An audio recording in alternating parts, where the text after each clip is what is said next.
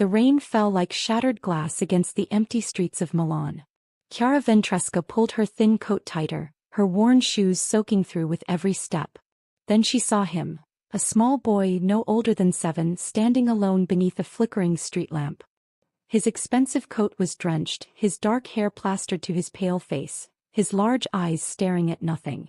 Lost. Forgotten. Terrified. She didn't know that kneeling beside him in that cold rain would change everything. She didn't know his father controlled half of Italy. She didn't know that by saving this child she was sealing her own fate. Thank you so much for being here. Your support means everything. If this story moves you, please like, share and subscribe. The rain hadn't stopped for 3 days. Chiara counted them the way she counted everything now. By the ache in her joints, by the dampness that never quite left her clothes, by the number of job applications that went unanswered. 27. That's how many she'd submitted this week alone. She walked faster, her umbrella broken since Tuesday, her only coat doing little against the November chill. The streets of Milan's outer district were nearly empty at this hour. Smart people stayed inside when the sky wept like this. She wasn't smart.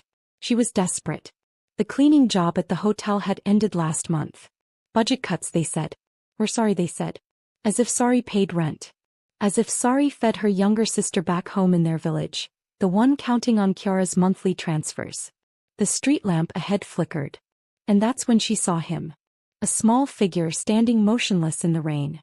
At first she thought it was a trick of the light, a shadow given form by the storm. But as she drew closer, the shadow became a boy. 7 years old. Maybe 8. Dark hair, almost black, hung in wet strands across his forehead. His skin was pale, made paler by the cold, and his eyes were too old for his face. Large and watchful, the color of storm clouds, they stared at the ground as if waiting for it to swallow him whole. His coat was expensive. Even soaked through, she could tell. Italian wool, fine stitching, the kind of garment that cost more than her monthly salary. But beneath it he was trembling. Chiara stopped. Every instinct told her to keep walking. This wasn't her neighborhood. This wasn't her business. In Milan you didn't interfere. You didn't ask questions. You kept your head down and survived. But the boy looked up. And something in his eyes, something broken, something afraid, reached into her chest and refused to let go. She knelt. The rain soaked through her stockings immediately, the cold biting into her knees.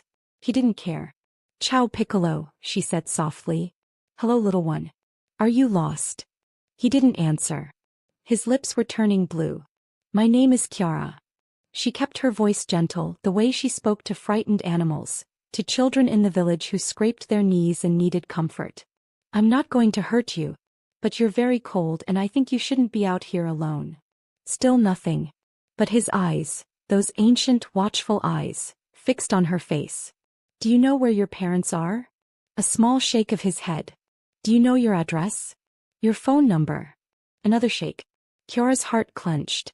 She looked around, searching for anyone who might be looking for him, any sign of panic or search. The streets remained empty. The rain continued to fall. She couldn't leave him here. Slowly, carefully, she removed her coat. It was wet, but it was warmer than nothing. She draped it around his small shoulders, ignoring the immediate bite of cold against her own thin sweater. "What's your name?" she asked. For a long moment he said nothing. Then so quietly she almost missed it. "Marco. Marco." She smiled even though she was shivering now. "That's a beautiful name. Marco, I'm going to help you, okay? But first we need to get out of this rain. There's a cafe 2 blocks from here. It's warm and they have hot chocolate. Do you like hot chocolate?" A tiny nod. "Hey, can I take your hand?" He stared at her outstretched palm for several seconds. Then slowly, so slowly, his small fingers wrapped around hers. They were ice cold. They walked. The cafe was called Stella, named for the owner's daughter who had died young. It was a worn little place, the kind that tourists never found and locals kept to themselves. The windows were fogged with warmth, and when Chiara pushed open the door, the smell of coffee and fresh bread wrapped around her like an embrace. "Madonna mia." Rosa, the owner, looked up from behind the counter. Her eyes landed on the boy, then on Chiara's soaking clothes. "What happened?" "I found him in the rain. Alone." Chiara guided Marco to a chair near the radiator. "He doesn't know where his parents are. Rosa was already moving, grabbing towels, heating milk for chocolate. She'd raised 4 children of her own. She knew how to handle crisis. Should we call the police? Chiara hesitated. There was something about the boy's clothes. The quality. The way he'd been standing there as if waiting rather than lost. And his eyes. The way they tracked every movement in the room, cataloging exits, assessing threats. This wasn't a normal lost child. Let's warm him up first, Chiara said. Maybe he'll remember something. Rosa brought the hot chocolate in a ceramic cup, the good one she saved for special customers. Marco wrapped both hands around it but didn't drink. He just held it, absorbing the warmth, his eyes never leaving Chiara's face. Drink, she encouraged gently. It will help. He took a small sip. Marco. She pulled a chair close and sat across from him. Can you tell me what happened? How did you end up alone in the rain? The silence stretched. Then, the car stopped. Your car. A nod. Papa's car. And your papa? Where is he? Marco's expression flickered. Something crossed his face. Fear, confusion, maybe both. He was talking. On the phone.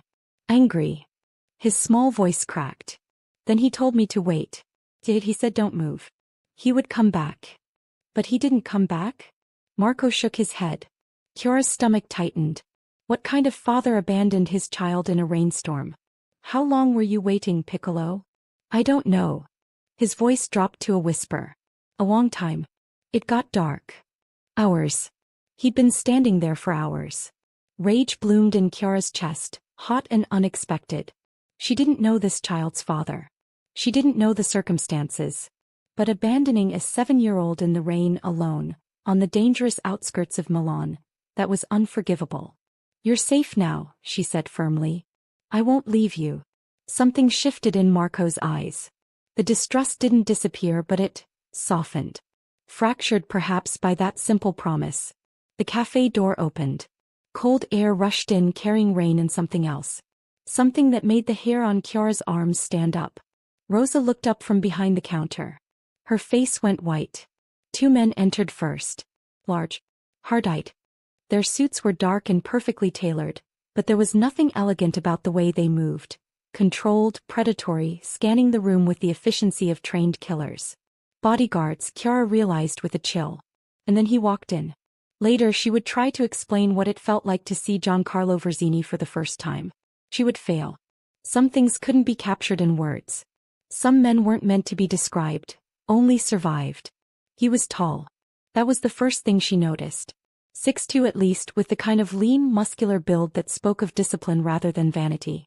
His suit was black, his overcoat darker still, and both were clearly worth more than everything Chiara owned. But it was his face that stopped her breath. The carved cheekbones that could cut glass and a jaw covered in trimmed stubble. His skin held the warm olive tone of true Italian blood, and his hair, dark brown, longer than fashion dictated, was brushed back from his forehead, wet from the rain. His eyes found hers. Steel gray. Cold as winter. Empty as a grave. No, not empty. There was something burning beneath that ice. Something controlled. Something dangerous. She saw them even in the dim light of the cafe. Traditional Italian script crawling up the side of his neck, disappearing beneath his collar. More ink on his forearms, visible where his sleeves had been pushed back. And on his knuckles, subtle but unmistakable, symbols she didn't recognize but instinctively feared. This was not a businessman. This was not a politician. This was something far more dangerous than either. His gaze swept past her, landing on the boy. Marco didn't move. Chiara watched the man's expression shift. Imperceptibly, perhaps invisible to anyone who wasn't looking. But she was looking. And she saw it, relief. Devastating, consuming relief, there and gone in half a heartbeat. Papa. Marco's voice was small. Toneless. The man walked forward. His bodyguards stayed by the door, blocking any exit. Chiara stood. She didn't know why she stood. Every survival instinct screamed at her to remain small, invisible, unnoticed. But something in her, the same something that had made her kneel in the rain for a stranger's child, refused to back down. You left him. The words came out before she could stop them. Those steel eyes turned to her. Fully. Deliberately. Like a predator refocusing on unexpected prey. Excuse me. His voice was low, controlled. It rolled through her like distant thunder, promising storms she couldn't imagine. In the rain. Her voice shook slightly, but she didn't look away. For hours. He was alone. He was freezing. He's a child. He's your child. And you left him. The silence that followed was deafening. Rosa pressed herself against the back wall. The bodyguards exchanged glances. Even the rain seemed to pause. The man, Marco's father, took a step closer. Chiara's heart hammered. He was too close now. Too tall, too broad, too much. She could smell his cologne, something dark and spiced, and beneath it, the metallic edge of something she didn't want to name. The tattoo on his neck pulsed with his heartbeat. The Italian script a warning in a language she couldn't read. "And who," he said softly, each word a blade, "are you? Someone who helped your son when you weren't there." Mistake. Massive mistake. She saw it in the flicker of his eyes, the tightening of his jaw. But Marco moved. The boy slid out of his chair and walked, not to his father but to Chiara. His small hand found hers again, cold fingers wrapping around her palm. "She saved me, Papa." The words hung in the air. Something changed in the man's face. That controlled mask cracked just slightly, revealing something raw beneath. He looked at his son. Then at their joined hands. Then at Chiara. "What's your name?" It wasn't a question. It was a command. "Chiara," she said. "Chiara Ventresca." He repeated it silently. She watched her name form on his lips and felt, inexplicably, like he'd just claimed something that belonged only to her. Giancarlo Verzini. Rosa made a small sound behind them. A gasp quickly muffled. Verzini. The name meant nothing to Chiara. But the way Rosa looked at her now, with terror and pity in equal measure, told her everything she needed to know. She had just scolded the wrong man. "My son seems attached to you." Giancarlo's gaze dropped to their joined hands again. "That's unusual." He was scared. "I was there." She tried to pull her hand away, but Marco held tighter. Anyone would have done the same. No. A ghost of something that might have been dark amusement crossed his features. They wouldn't. He turned to one of his bodyguards. A brief exchange in rapid Italian dialect, she realized, one she didn't fully understand. Then the man was moving, pulling out a phone, speaking urgently into it. "You will come with us." Chiara blinked. "What?" "My son needs to be examined. A doctor is waiting at the house. You will come." She shook her head. "No. I can't. I need to." "What? Go back to her empty apartment? Submit another 20 job applications?" That wasn't a request. The words were quiet. Almost gentle. And absolutely terrifying. "Papa." Marco's voice cut through the tension. "Please." That single word, "please," did something to Giancarlo.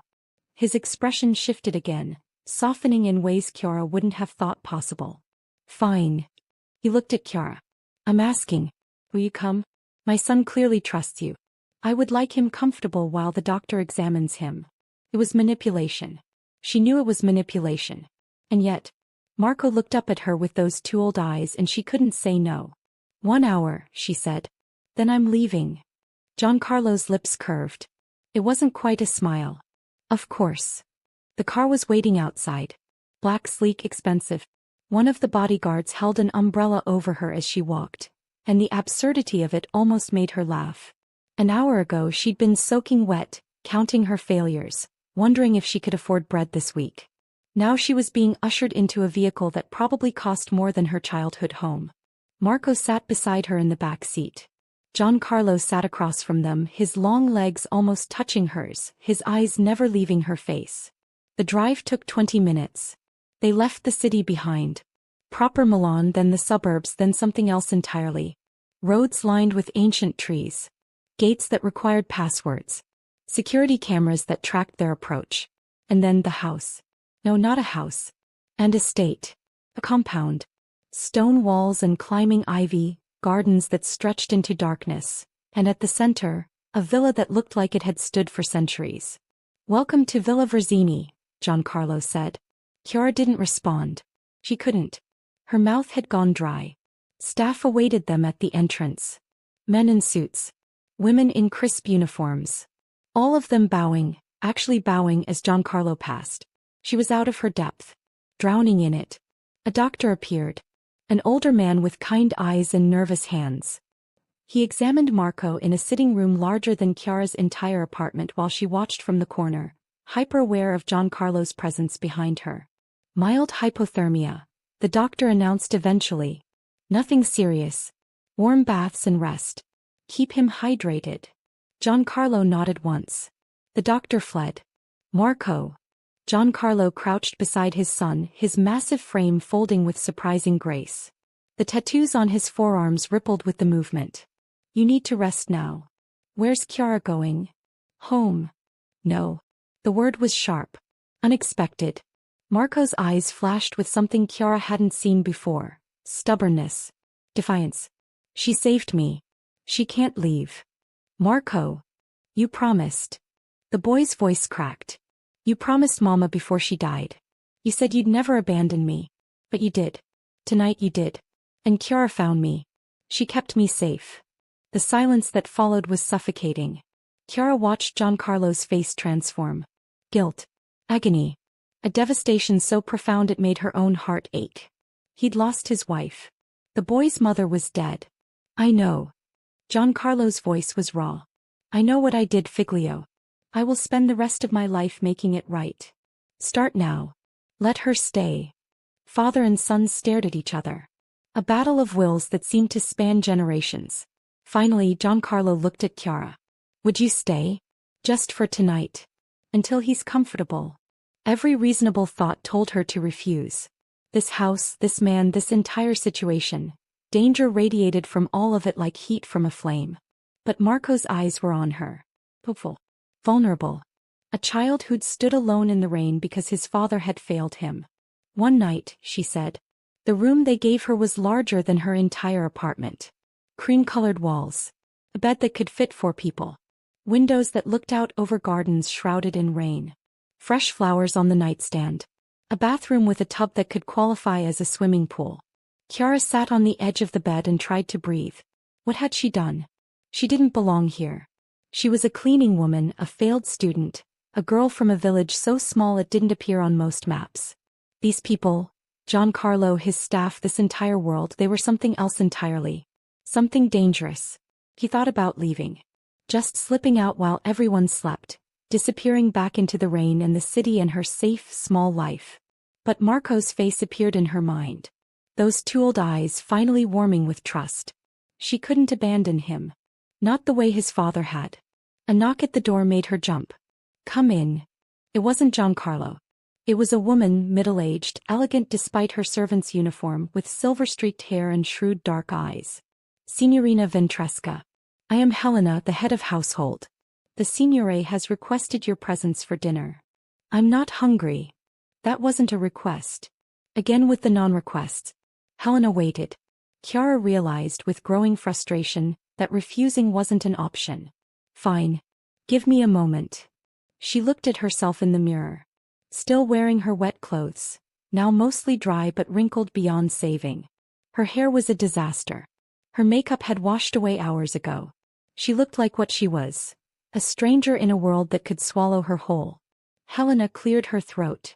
The signore anticipated your needs. She gestured toward the closet. Inside hung 3 dresses. Simple, elegant, clearly expensive. And in exactly her size. How did he know? 20 minutes, Helena said and left. Chiara chose the simplest dress. Soft gray, high neckline falling to her knees. She dried her hair as best she could and applied borrowed makeup with a shaking hand. When she looked in the mirror again, a different woman stared back. Not better. Not worse. Just different. A knock. It's time. The dining room was meant to intimidate. Soaring ceilings. A table that could seat 30. Crystal chandeliers that caught the light like captured stars. And at the head of it all, Giancarlo Verzini. He changed. His suit was fresh, his hair combed back, his face unreadable as ever. But the tattoos remained visible. The neck piece crawling above his collar, the forearm ink exposed beneath rolled-up sleeves. He stood when she entered. The gesture was old-fashioned. Pertly. It made Chiara's skin prickle. Please. He gestured to the seat beside him. Not across, beside. Close. Sit. She sat. Food appeared. Course after course, each one more exquisite than the last. Chiara barely tasted any of it. You're not eating. I'm not hungry. Liar. She looked up sharply. Giancarlo's steel eyes were fixed on her face, missing nothing. You're terrified, he said. Your hands are shaking. Your pupils are dilated. And you haven't looked at anything in this room directly. You're cataloging exits. Can you blame me? No. He took a sip of wine. I can't. Who are you? The question burst out of her. What is this place? Why did your son's mother? She stopped. Too far. She'd gone too far. But Giancarlo didn't look angry. He looked tired. My wife died 2 years ago. His voice was quiet, controlled. But beneath it she heard cracks. An accident. At least that's what the police believe. And what do you believe? His eyes met hers. Cold. Furious. Grieving. I believe someone murdered her. And I believe I will find them. And when I do, I will take my time. Chiara's blood ran cold. You should leave tomorrow. Giancarlo set down his wine glass. First thing in the morning. My son is attached to you, but that's unfortunate. This house, my life, you don't want any part of it. Then why invite me to dinner? Because I'm selfish. The words were raw. Honest in a way that surprised her. And because my son smiled for the first time in 2 years when he saw you. The boy who'd stood in the rain, waiting for a father who didn't come. What happened tonight? She asked. Why did you leave him? Giancarlo's jaw tightened. The tattoo on his neck pulsed. Business. Business that was more important than your child? Business that keeps my child alive. His voice dropped, dangerous now. You don't understand my world, Chiara Ventresca. And you should pray you never do. Then explain it to me. Silence. They stared at each other across the table. Power against will. Darkness against light. No, he said finally. Some things are better left unknown. Later that night, Chiara couldn't sleep. The bed was too soft. The room was too quiet. Her mind wouldn't stop racing, replaying every word, every glance, every moment of this impossible day. She slipped out of bed and into the hall. The villa was silent. Dark except for low lighting along the corridors. She walked without destination, exploring this strange prison she'd somehow entered. The library found her first. Wall-to-wall books reaching toward a ceiling lost in shadow. Leather chairs. The smell of old paper and older money. She ran her fingers along the spines, reading titles in Italian, Latin, languages she didn't recognize. Trouble sleeping? She spun. Giancarlo stood in the doorway. He changed again, or rather undressed. White shirt unbuttoned at the collar, sleeves rolled to his elbows. The tattoos were fully visible now. Italian script running down his forearms. Religious symbols. Names she couldn't read. And on his knuckles, letters that spelled something she didn't understand. I didn't mean to intrude. You're not. He moved into the room and she fought the urge to step back. I don't sleep much either. Not anymore. Since your wife. A muscle ticked in his jaw. Since before. But especially since. He stopped a few feet away. Close enough that she could smell him again. That dark cologne now mixed with whiskey and something uniquely him. You shouldn't be here, Chiara. You've said that. And yet here you are. I couldn't sleep. Neither could I. His eyes traced her face, slow and thorough. I kept thinking about you. About the way you looked at me in that cafe. Like I was the enemy. Aren't you? The question hung between them. Yes, he said finally. I probably am. And then he turned and walked away, leaving her alone with 1,000 questions and no answers at all. Morning came gray and cold. Chiara woke to sunlight filtering through rain clouds and a knock at her door. Helena again, this time with breakfast on a silver tray and news. The Signore has requested you stay another day. Has he? Young Marco has asked for you. He won't eat without you. Manipulation. She recognized it now, understood how Giancarlo operated. Used the boy's attachment to keep her close. But why? What did he want with her? I'll come. Marco's room was on the 3rd floor. Bright despite the weather, filled with toys that looked untouched and books that looked well worn. The boy himself sat in bed, pale but alert, his dark hair messy from sleep. His eyes lit up when he saw her. You stayed. I said I would. People say things. His voice was flat. They don't always mean them. She sat on the edge of his bed. I meant it, Marco. He studied her for a long moment. Whatever he saw must have satisfied him because he relaxed slightly, leaning back against his pillows. Will you read to me? Papa used to, but he stopped. After Mama. Her heart cracked. Of course. She read. For hours she read.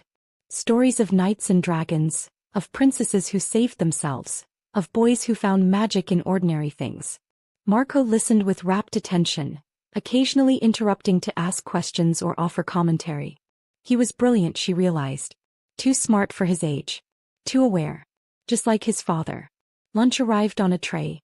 This time Marco ate. Slowly, reluctantly, but he ate.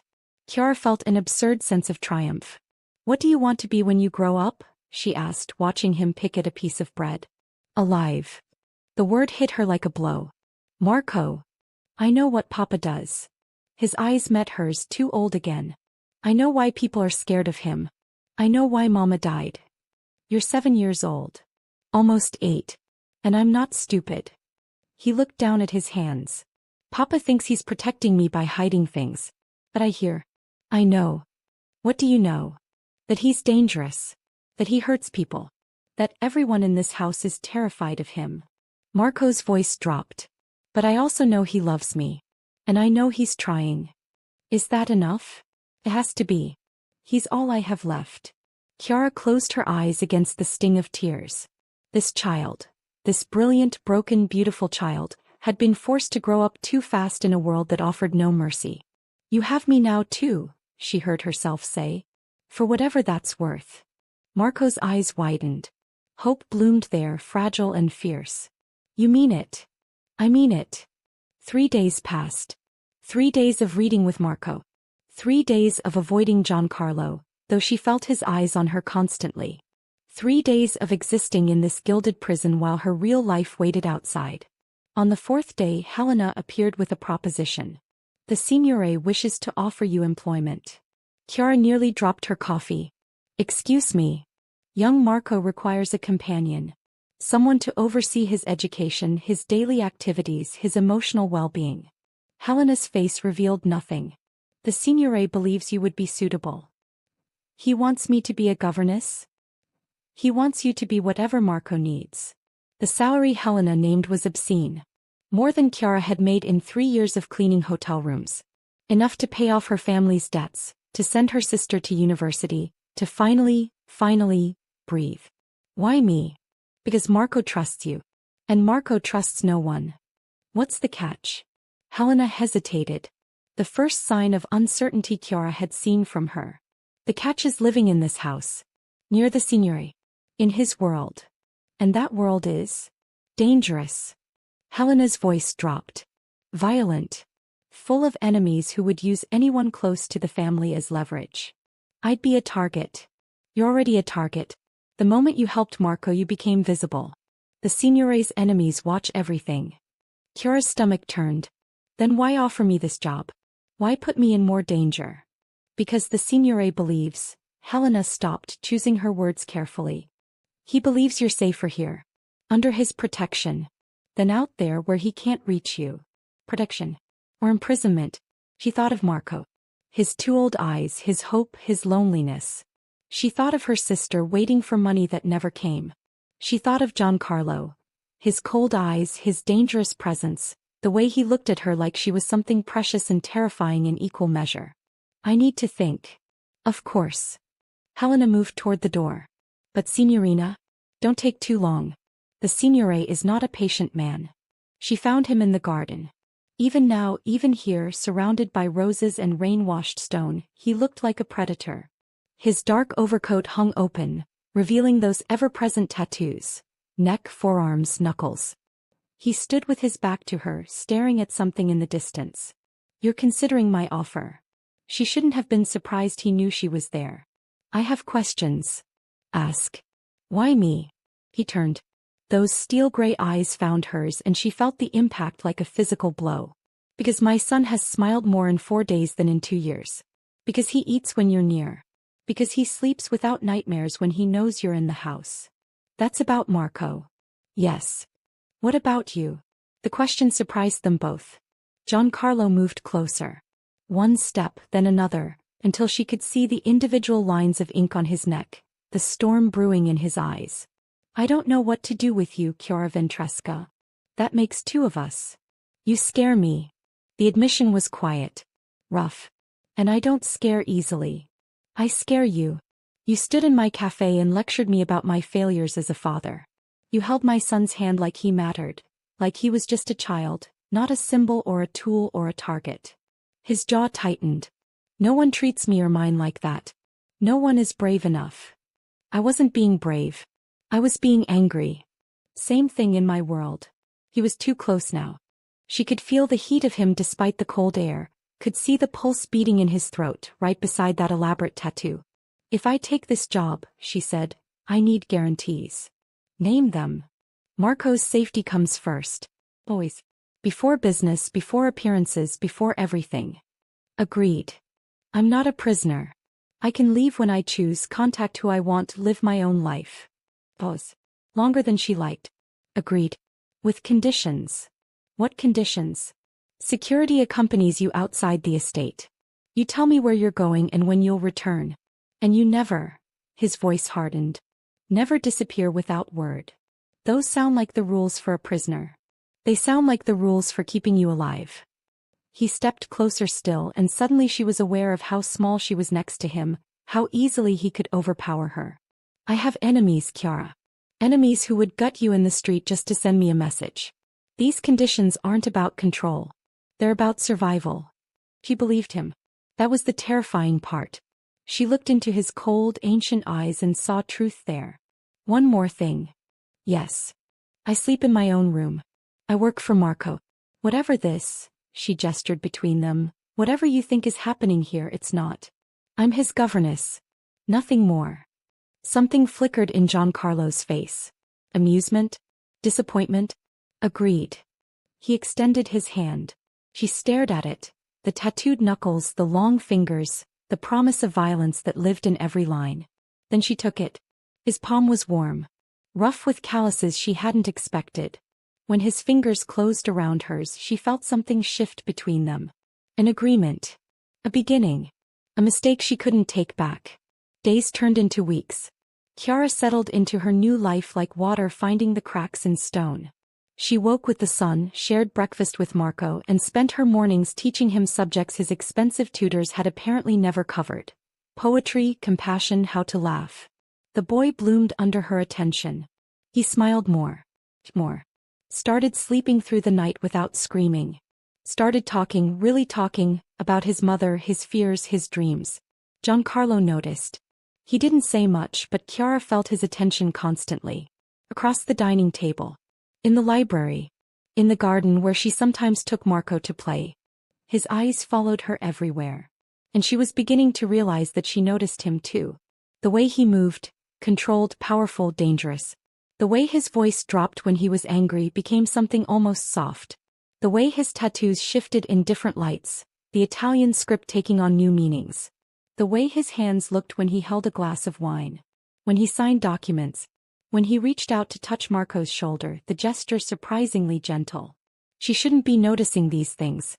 She was his employee. He was, whatever he was. A criminal. A killer probably. A man surrounded by bodyguards and blood. But she noticed anyway. The first real incident happened 3 weeks in.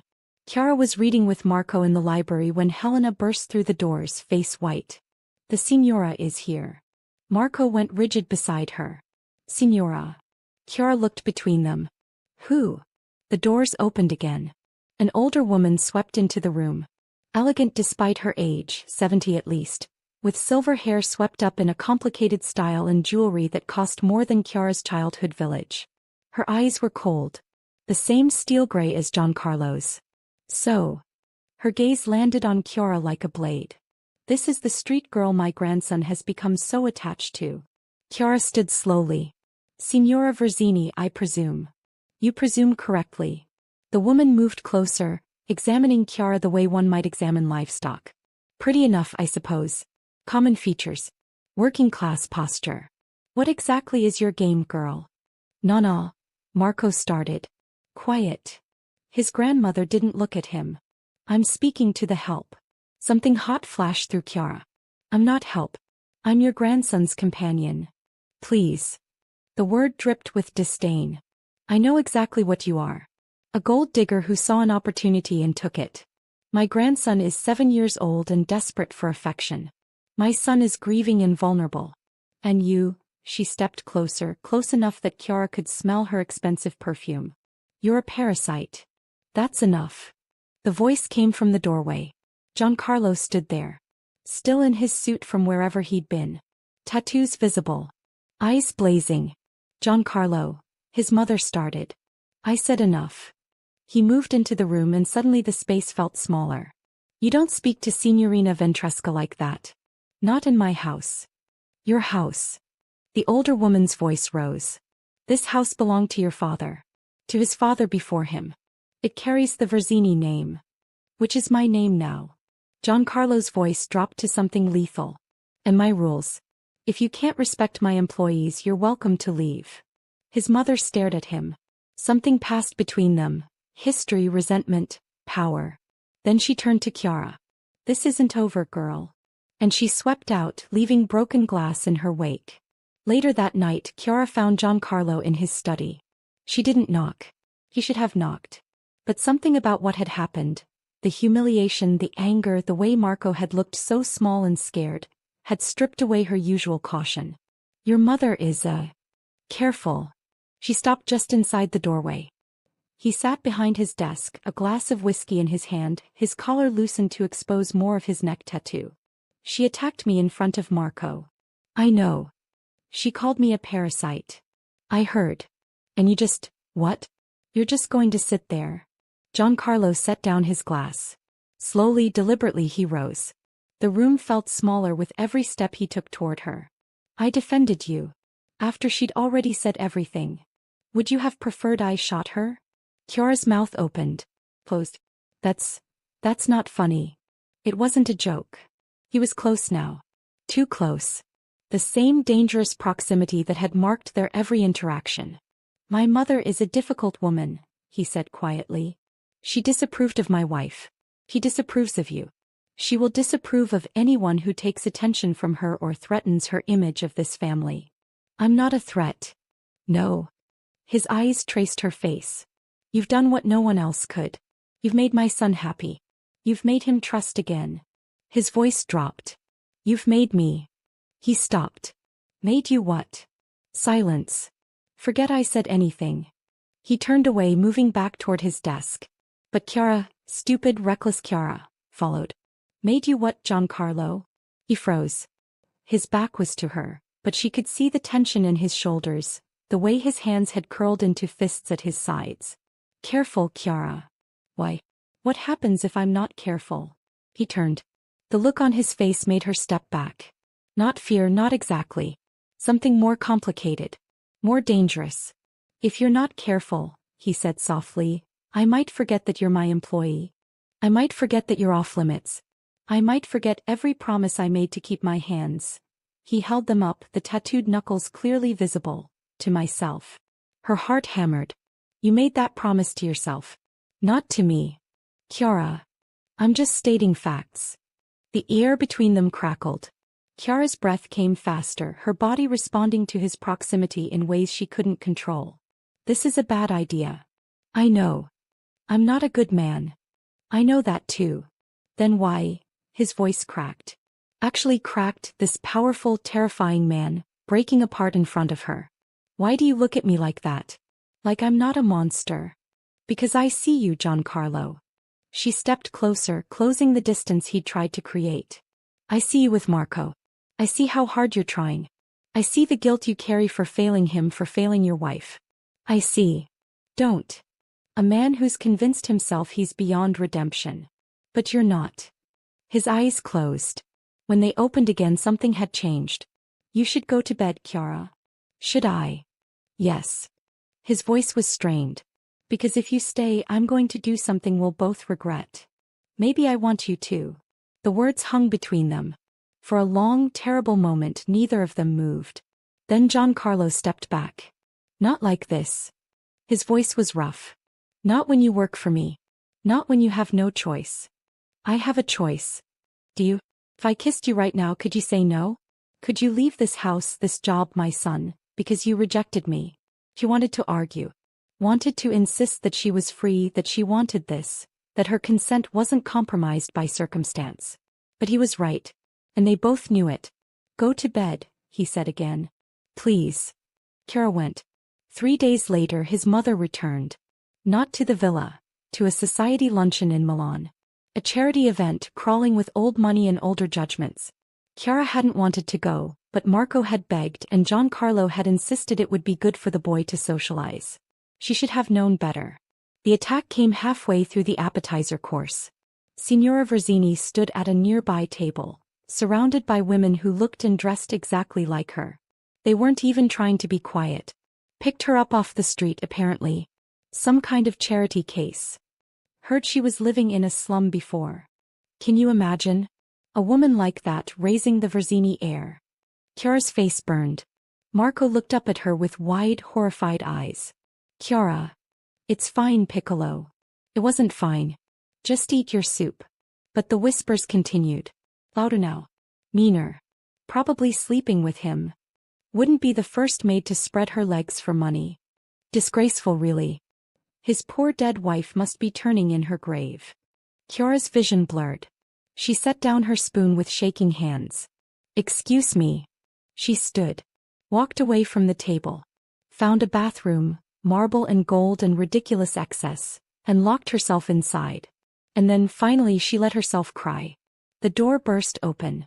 Chiara jumped, wiping frantically at her tears. This bathroom is occupied. Giancarlo stood in the doorway. He looked different. Wrong. His usual control had shattered, replaced by something raw and furious. Who was it? Not a question. A demand. Giancarlo, I'm fine. Don't. He stepped inside, closing the door behind him. Don't lie to me. Marco told me what they said. Who was it? It doesn't matter. It matters to me. He was in front of her now. So close she could see herself reflected in his eyes, could see her own tear-stained face looking back. Hi, Mother, he asked quietly. She didn't say it directly. But she started it. She led them.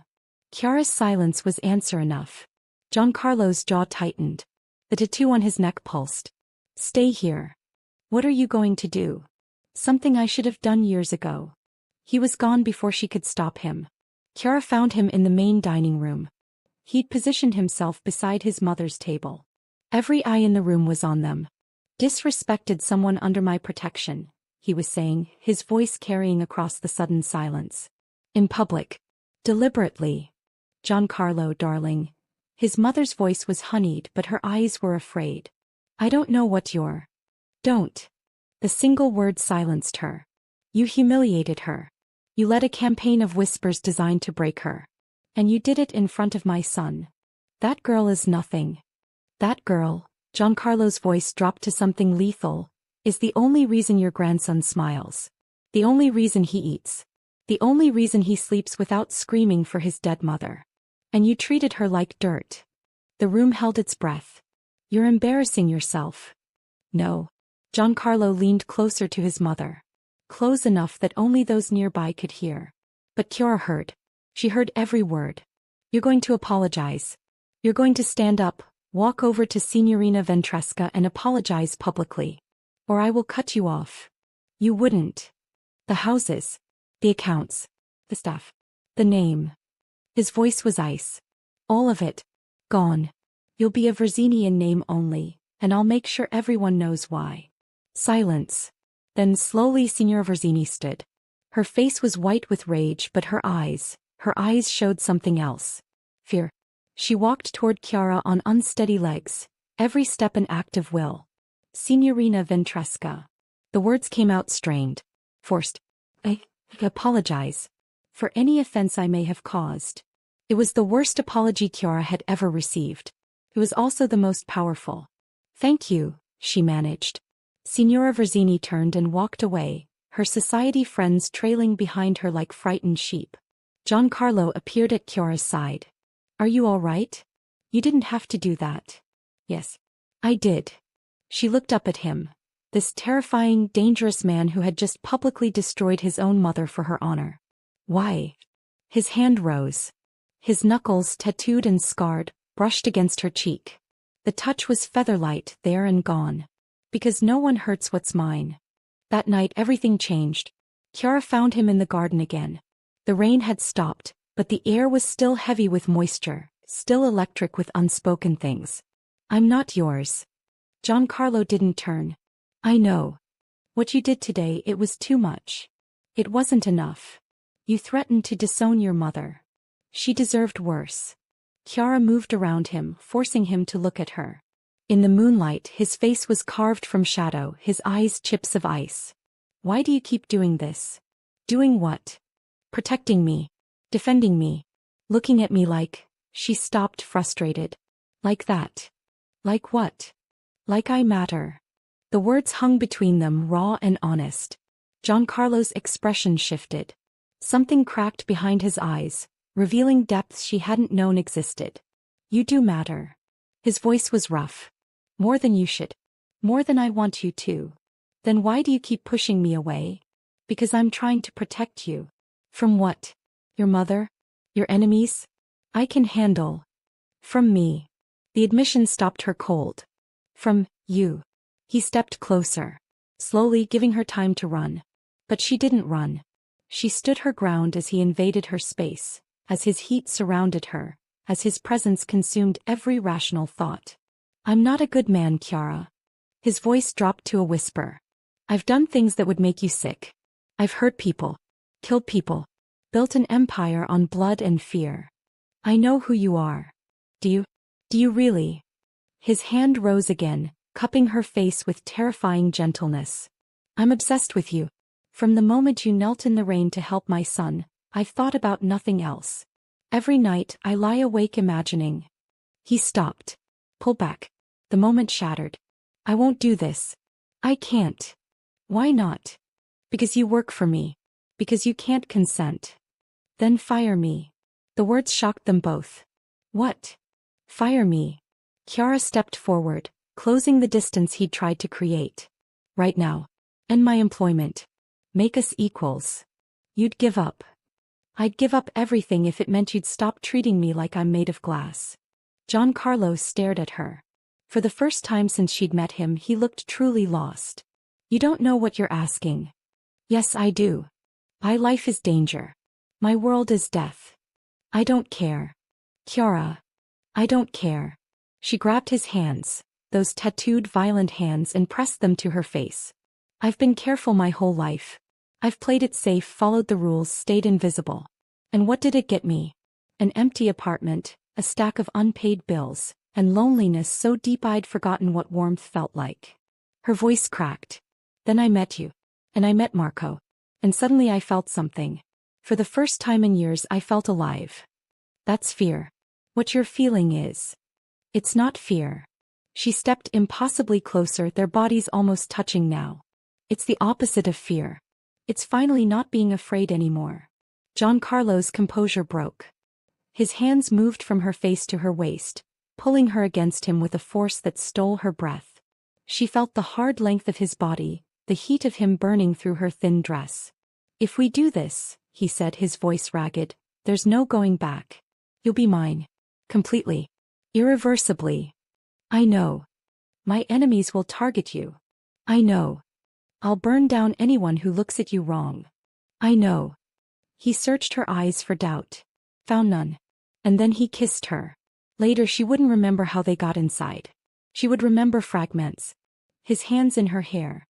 His mouth on her neck. The way he said her name like a prayer and a curse. She would remember his body covering hers, his weight and warmth and terrifying strength held in perfect check. She would remember the tattoos, how they moved in the dim light, telling stories she couldn't read but felt in her bones. She would remember the softness that lived beneath his violence. The tenderness he showed her in the dark. And she would remember what he said after, when they lay tangled together in sheets that probably cost more than her old apartment. You're mine now, Chiara Ventresca. And I don't let go of what's mine. Morning came too soon. Chiara woke to sunlight and an empty bed. For one terrible moment she thought she'd dreamed it, all of it. The garden, the confession, the night that followed. Then she saw the note on the pillow. Business. Back by dinner. Don't leave the estate. She smiled despite herself. Even his notes were commands. She showered, dressed, and went to find Marco. The boy was in the library reading. When he saw her, his face lit up. Chiara. Papa said you might be tired today. He told me not to bother you. Since when do I need rest from spending time with you? Marco beamed. They spent the morning together, reading, playing games, exploring the estate grounds. Marco seemed lighter somehow, as if he'd sensed the shift in the house's atmosphere. Are you and Papa together now? The question came out of nowhere. Chiara froze. What makes you ask that? He smiled at breakfast. Marco said it like it was the most remarkable thing in the world. He never smiles. She didn't know how to respond to that. Would it bother you? If we were? Marco considered the question with unsettling seriousness for a 7-year-old. Mama would have liked you, he said finally. She always said Papa needed someone to yell at him. Chiara laughed. Actual genuine laughter. Then I'm perfectly qualified. Giancarlo returned that evening covered in blood. It wasn't his. Chiara would learn to recognize the difference. But it stained his collar, his cuffs, his hands. The tattoos on his knuckles were streaked with red. She met him in the hallway. What happened? Business. Giancarlo. Someone tried to move against the family. His voice was cold. Clinical. They failed. Are you hurt? No. Is anyone? The men responsible are dead. He said it without emotion, without regret.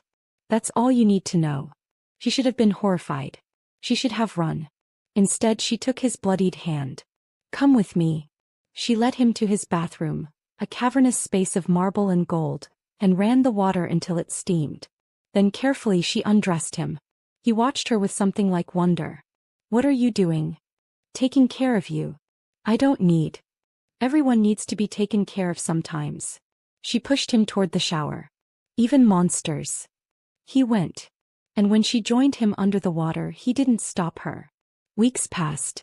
Chiara fell into a rhythm she hadn't expected. Days with Marco, evenings with Giancarlo, nights lost in a haze of passion and confession. He told her things. Things she suspected he'd never told anyone. They were maps of his life, inked into his skin in permanent reminder. The script on his neck? His father's dying words. Loyalty above all, even unto death. The forearms.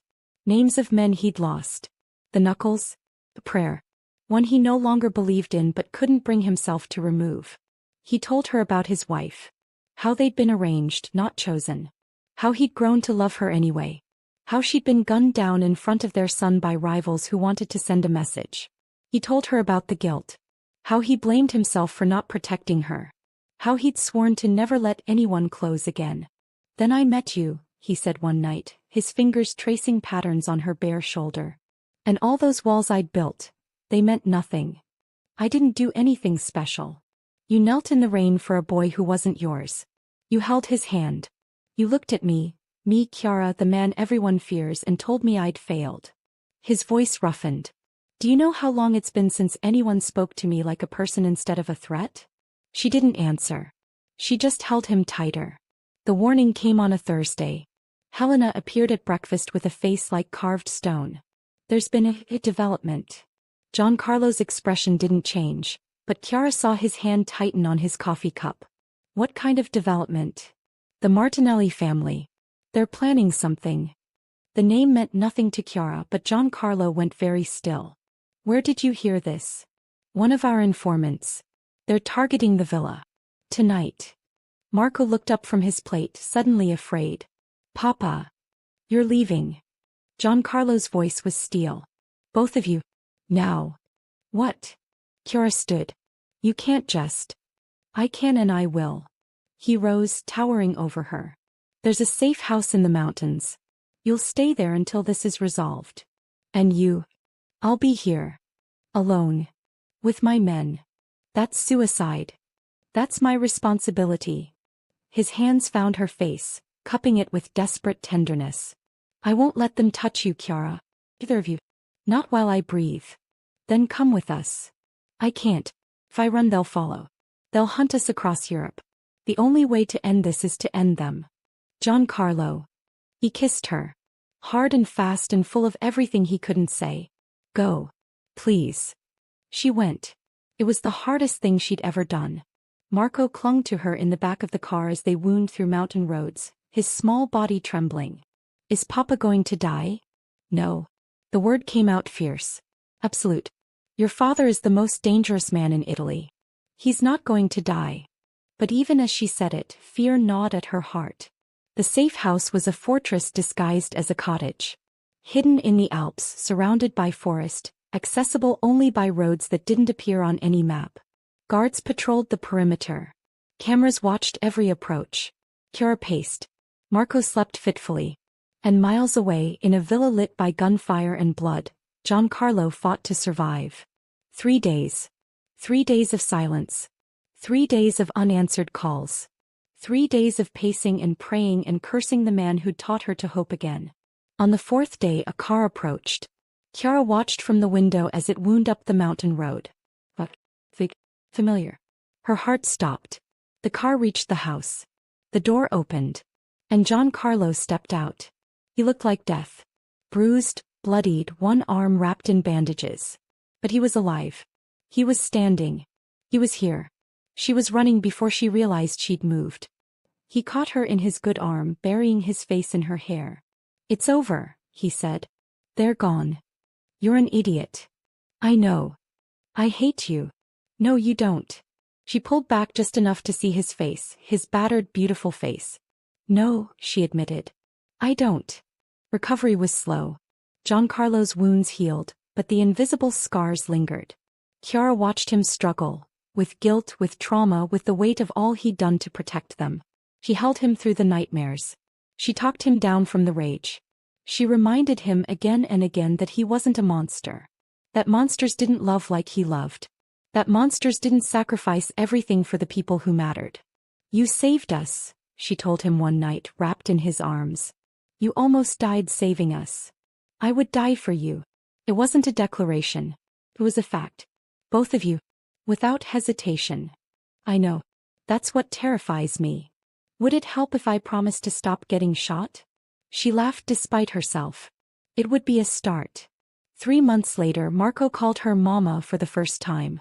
It happened during breakfast. Casual. Accidental. The boy froze as soon as the word left his lips, his eyes wide with horror. I'm sorry, I didn't mean. Marco. Chiara took his hand. It's okay. But my real mama. Your real mama will always be your real mama. That's never going to change. She squeezed gently. But if you want, you can have 2. If that feels right to you. Marco's eyes filled with tears. He threw himself into her arms. Across the table, Giancarlo watched with an expression she couldn't name. Something between grief and joy. Something like hope. Later, when Marco had gone to play, Giancarlo pulled her aside. Thank you. For what? For loving him. The way you do. The way his mother would have. It's not hard to love him. It's not hard to love you either. The words hung between them. Giancarlo. I love you. He said it like a vow. Like a promise he'd die before breaking. I know I should have said it sooner. I know I should have. She kissed him to shut him up. I love you too, idiot. He smiled. Actually smiled, full and unreserved. Good. Because I need to ask you something. He proposed in the garden. The same garden where she'd first demanded answers. The same spot where she told him to fire her, where she'd shattered every wall he'd built. He got down on one knee, this powerful, dangerous man who controlled half of Italy, and looked up at her with something like fear. I know I'm not what you imagined. His voice was rough. I'm violent and controlling and broken in ways that might never heal. But I swear on everything I am, I will spend the rest of my life trying to deserve you. Giancarlo. Marry me, Chiara. Be my wife. Let me give you everything. Yes. He blinked. That was fast. I've been waiting for you to ask for 3 months. She pulled him to his feet. Did you think I was going to say no?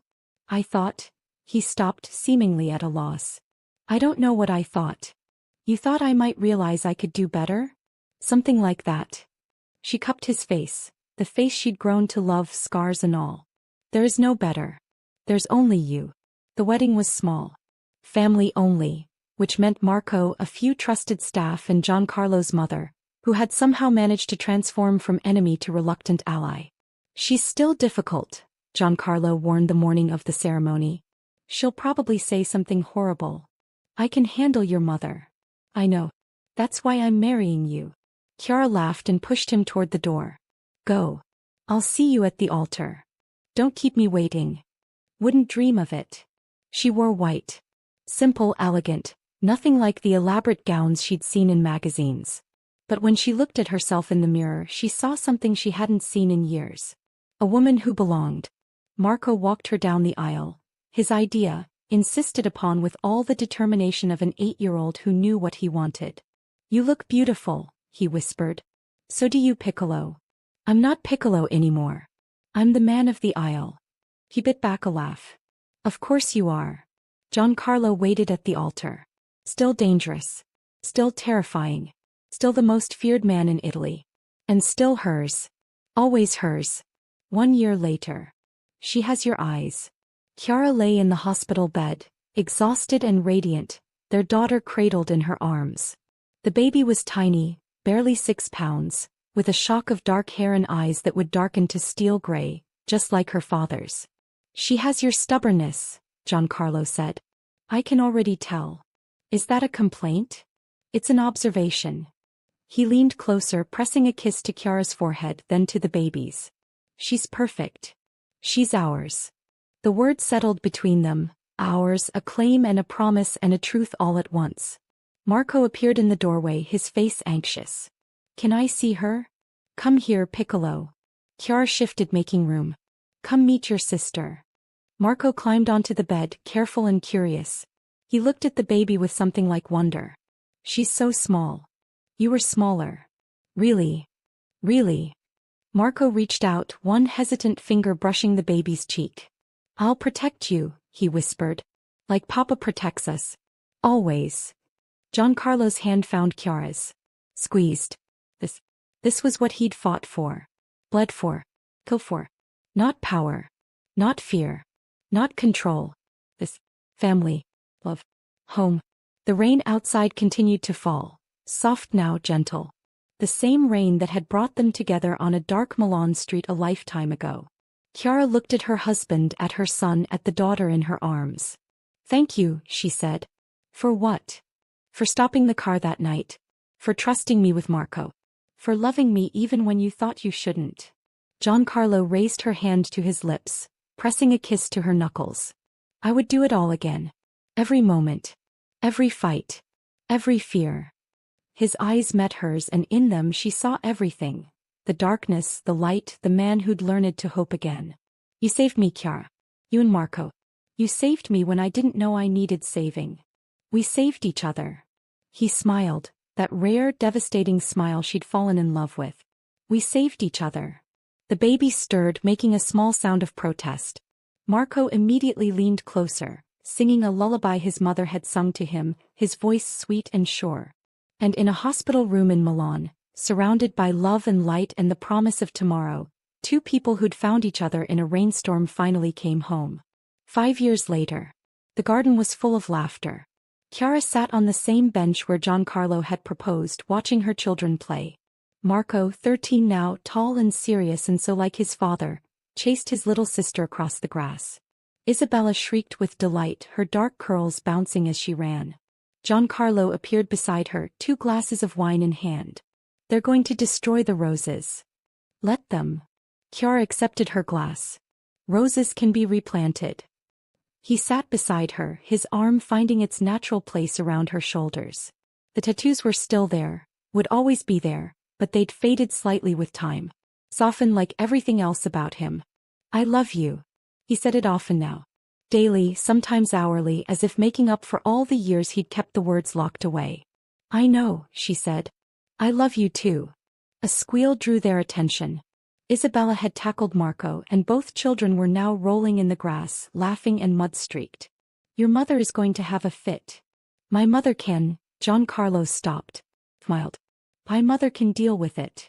Personal growth. I'm impressed. I had a good teacher. He kissed her then, slow and sweet, with the confidence of a man who knew he'd spend the rest of his life doing exactly this. In the background their children laughed. Above them the sun broke through clouds that had threatened rain all morning. And somewhere in Milan, a rainstorm was just beginning, bringing with it, perhaps, another story of love found in unexpected places. But that story wasn't theirs anymore. Theirs had already been written, and it would last forever. The end. Thank you so much for staying until the end. If this story touched your heart, please like, share, and subscribe. Your support means everything. Until next time.